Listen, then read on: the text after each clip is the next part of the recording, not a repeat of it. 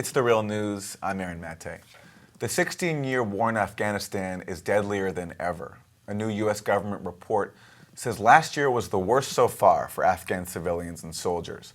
A recent Taliban attack killed more than 160 Afghan recruits, and the violence could grow as the spring fighting season begins. In a recent visit, Defense Secretary James Mattis said he expects a tough year ahead. And I'd say that we're under no illusions about the challenges associated with this mission. 2017 is going to be another tough year for the valiant Afghan security forces and the international troops who have stood and will continue to stand shoulder to shoulder with Afghanistan against terrorism. The White House is now considering a request for more U.S. troops. At a hearing earlier this year, the U.S. commander in Afghanistan said he needs several more thousand. How many more do you need to get this stalemate reversed? Mr. Chairman, I have adequate resourcing in my counterterrorism mission. In my train, advise, and assist mission, however, we have a shortfall of a few thousand. So with the potential of more U.S. forces, what is next for this never-ending war? Well, joining us is Matthew Hoh. He served as a Marine in the Iraq War and later resigned from the State Department in Afghanistan in protest of U.S. policy there. He is now a senior fellow at the Center for International Policy. Matthew, welcome. Hello, and thank you for having me on. Thanks for joining us. So talk to us about what is now being considered. There's about 9,000 U.S. forces on the ground in Afghanistan right now. The White House is considering adding what is said to be a few thousand more. What do you make right now of the current U.S. strategy? The policy and the rhetoric for the Americans in Afghanistan have remained the same basically since the Americans in NATO have started the military escalation of the war, which goes back really which predates the Obama escalation. I mean, this goes back to the NATO escalation in Afghanistan, which begins about in 2005, 2006, which, if people remember, is when President Karzai was being criticized for being only the mayor of Kabul.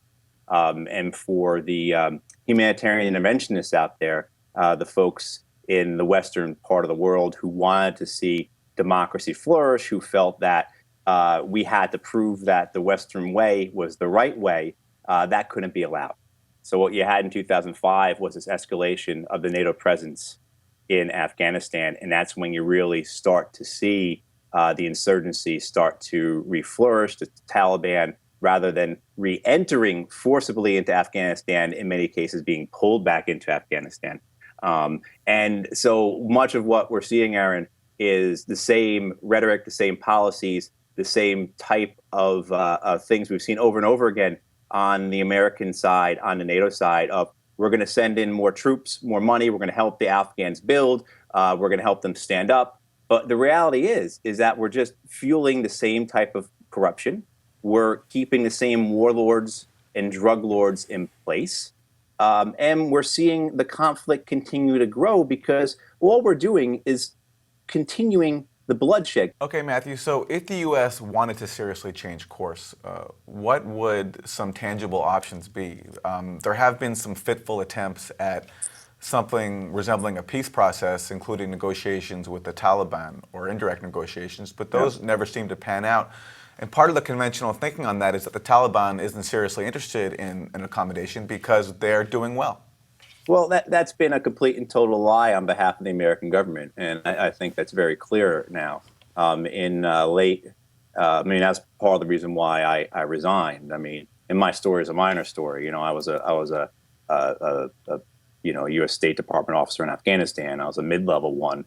But part of when we were approached by Taliban surrogates, my instructions from the embassy was do not talk to them. Negotiation is not what we're here for. It was clear that, and it's now certainly clear that what General Petraeus did in Iraq, was not to negotiate a peace in Iraq, was to negotiate an exit for the Americans in Iraq, was to negotiate a retreat, a way to get President Bush right out of Iraq. And the same thing is true for what he did for, and McChrystal was going to do for President Obama in Afghanistan. Escalate the war, make it look good enough for the Americans to withdraw, and then blame it on the Afghans that they couldn't handle it.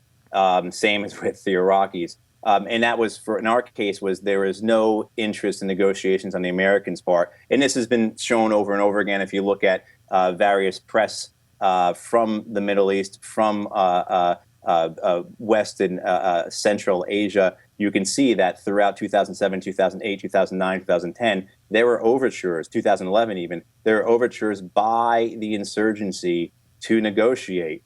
The American media, unfortunately, never really picked up on this.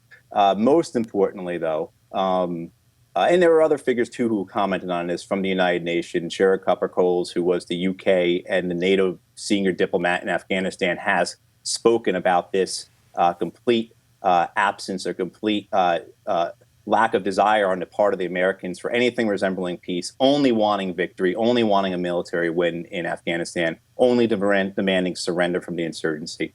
But most importantly, most recently, at the end of 2016, the New York Times reported on the Norwegian attempts to negotiate a peaceful end to the war in Afghanistan that lasted for 3 years, from 2007 up until 2011, when the United States put 100,000 more American troops into Afghanistan and escalated the war dramatically, said, we're not going to negotiate, we're going to beat you, we're going to force you to surrender.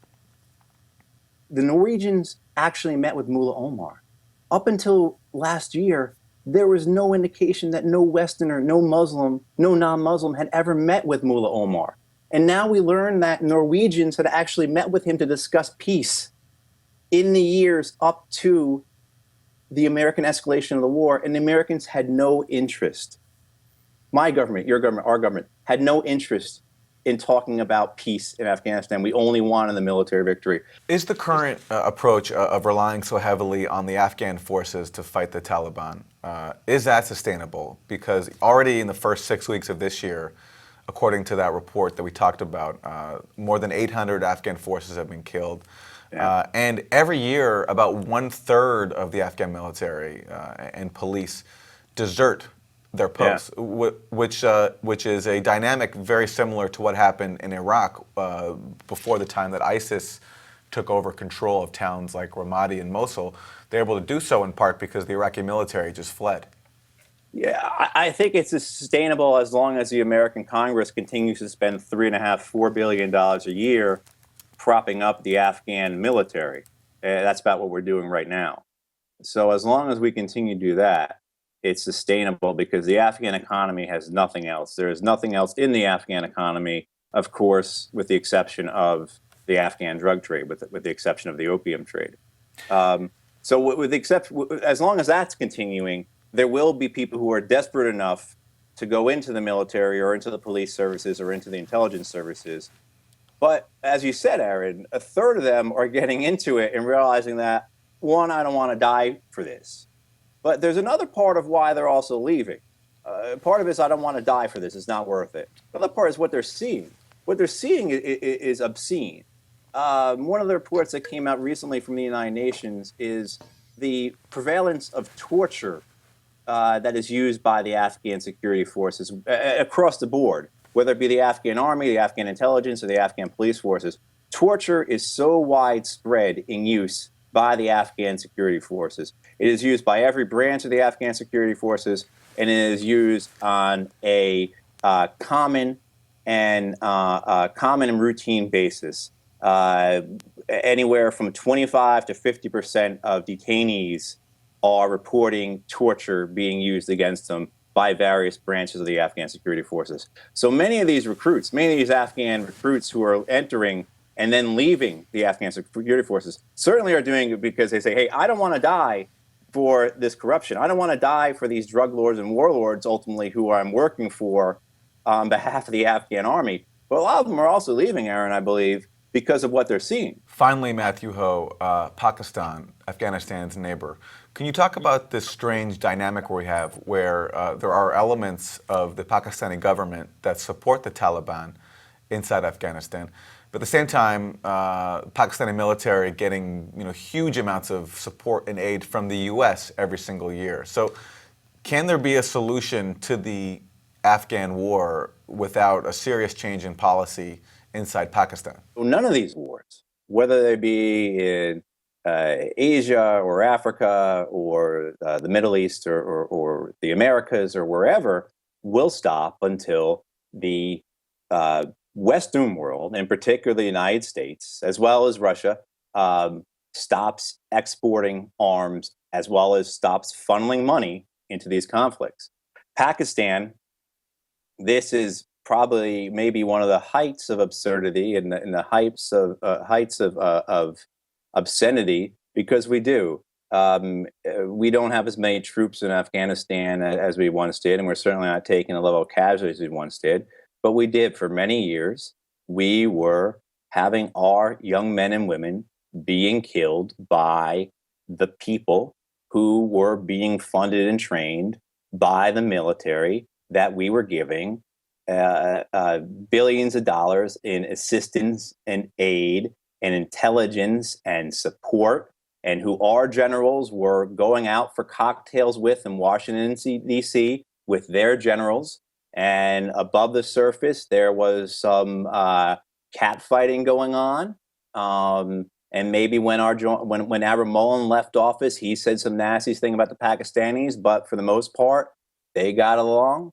But yes, I mean, there is this very real, and the word obscene keeps coming to mind because I'm not sure how to describe it, but that is what we're dealing here with, Aaron. We're dealing with this conflagration, this unholy mixture of the arms industry, of these politicians, of these generals who are willing to trade various interests in order to get their way, in order to see their career ambitions fulfilled, in order to see the maps on the board colored the way they want. And so if that means young men and women from Florida or Kansas get killed in a country 9,000 miles away by a bomb maker who's trained by an intelligence operative who is funded by money appropriated by the U.S. Congress, but if that means that that